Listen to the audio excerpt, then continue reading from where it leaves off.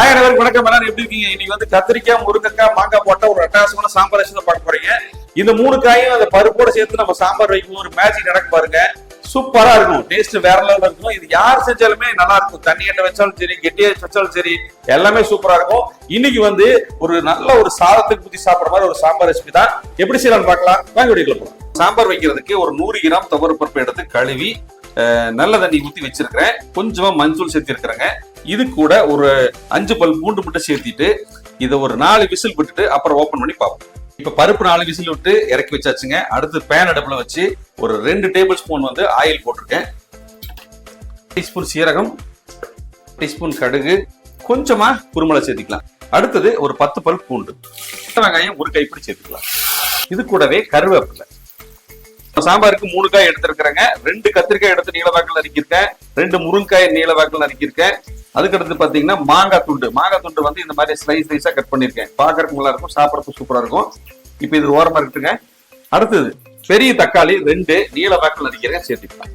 இப்ப தக்காளி வதங்குறதுக்காக ஒரு 1/2 டீஸ்பூன் உப்பு சேர்த்துக்கலாங்க. உப்பு சேர்த்திட்டு ஒரு இடம் மிக்ஸ் பண்ணிக்கலாம்.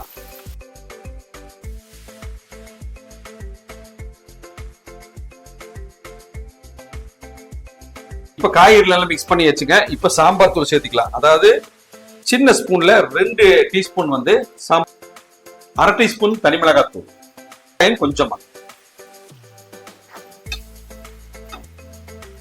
இப்ப இந்த காய்கறிகள் வேகிறதுக்காக தண்ணி சேர்த்துக்கலாம்.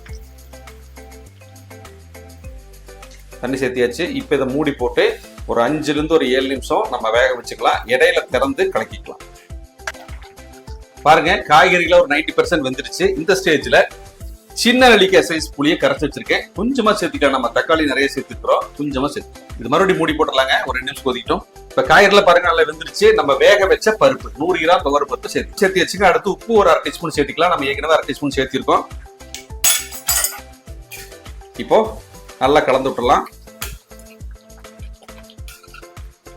கலந்து விட்டுட்டு ஒரு 2 நிமிஷம் கொதிக்க விடலாம். அட்டகாசமான முருங்கைக்காய், கத்திரிக்காய், மாங்காய் போட்ட சாம்பார் செமக்கலகலா வந்திருக்கு. நல்ல ஒரு கமகமான ஒரு வாசனை. இந்த 3 கத்திரிக்காய் சேர்ந்தாலே ஒரு நல்ல அருமையான ஒரு மேஜிக் பண்ணு ஏற்கனவே சொல்லியிருக்கேன். சூப்பரா வந்திருக்கு. இப்ப நம்ம தாளிப்பு கொடுத்துடலாம். இப்ப நம்ம தாளிப்பு சேர்த்துக்கலாங்க. முதலே தாளிச்சிருந்தாலும் கடைசியா கொஞ்சம் தாளிப்பு சேர்த்துனாதான் சாம்பார் இன்னும் டேஸ்டா இருக்கும். அவ்வளவுதாங்க, ஒரு அருமையான கத்திரிக்காய், முருங்கைக்காய், மாங்காய் சாம்பார் ரெடி. இதே மாதிரி நீங்களும் ட்ரை பண்ணி பார்த்துட்டு எப்படி இருக்குன்னு சொல்லுங்க.